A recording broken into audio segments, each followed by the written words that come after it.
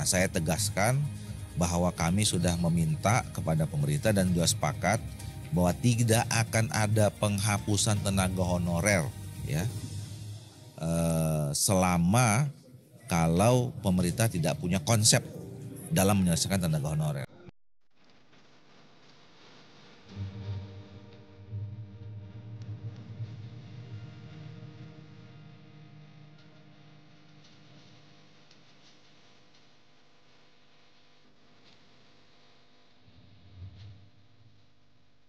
Kabar gembira bagi para tenaga non-ASN yang tersebar di seluruh instansi pemerintah di tahun 2024. Pasalnya, kepastian nasib tenaga non-ASN atau honorer untuk diangkat menjadi ASN di tahun 2024 sudah ada titik terang.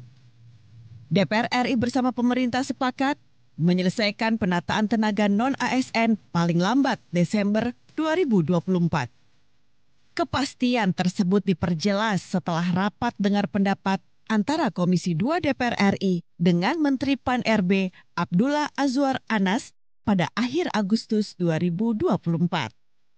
Di tahun 2024, masih terdapat 1,7 juta tenaga non-ASN yang terdaftar di database BKN yang belum diangkat menjadi ASN P3K.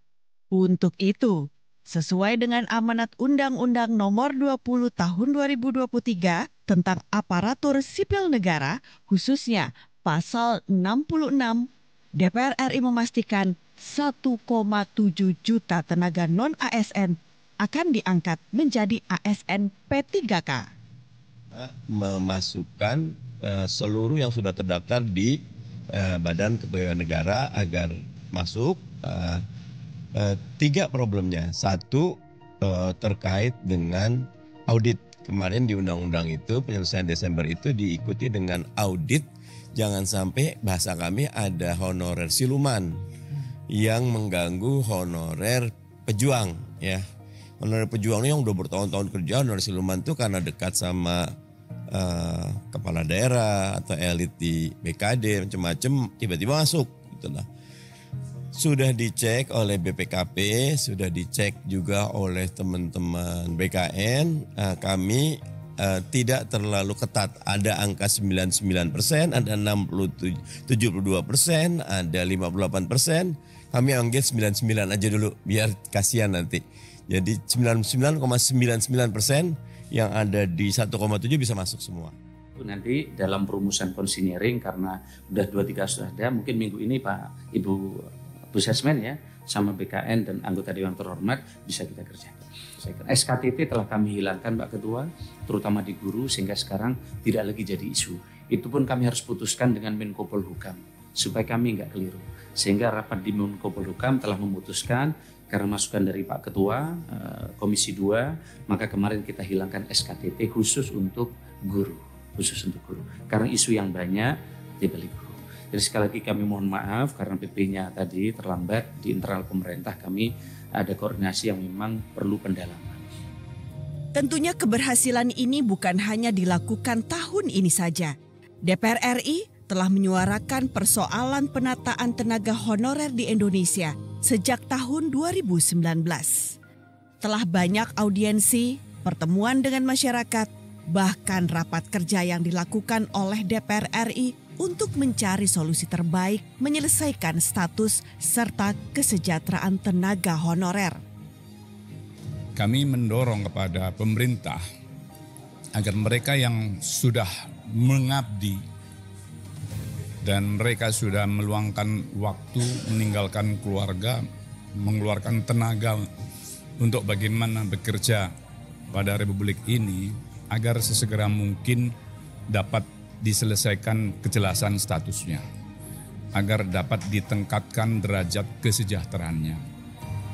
Memang sudah ada kesepakatan antara pemerintah bersama-sama dengan DPR untuk penuntasan sekitar 2,3 juta pegawai pemerintah, apapun kriterianya itu, dan juga sudah dilaksanakan sebagian, tinggal sisanya.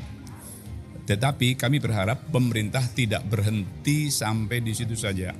Karena apa? Nyata di lapangan faktanya masih banyak sahabat-sahabat kita yang memang sudah bekerja puluhan tahun mengabdi pada Republik Indonesia ini belum ada kejelasan statusnya. Pemerintah didesak segera menuntaskan pengangkatan tenaga honorer, apalagi untuk pegawai, tenaga kesehatan, guru, bahkan tenaga lainnya yang telah mengabdi kepada negara selama bertahun-tahun. Jangan sampai pengabdian pegawai honorer tidak mendapatkan penghargaan yang sesuai dari negara. DPR RI menilai penataan tenaga honorer juga akan mendorong peningkatan kesejahteraan, bahkan ekonomi masyarakat. Nah, saya tegaskan bahwa kami sudah meminta kepada pemerintah dan juga sepakat bahwa tidak akan ada penghapusan tenaga honorer, ya, selama kalau pemerintah tidak punya konsep dalam menyelesaikan tenaga honorer. Nah, alhamdulillah dalam 6 bulan terakhir ini kami cukup intensif, ya, baik secara formal dalam pembicaraan masalah undang-undang ASN maupun secara informal dengan Menteri Pan-RB. Kami sudah menemukan beberapa titik temu, ya. Intinya adalah pertama, tidak akan ada pemberhentian tenaga honorer. Yang kedua adalah tidak akan ada penurunan, ya, tingkat kesejahteraan atau salary dari tenaga honorer yang selama ini mereka terima.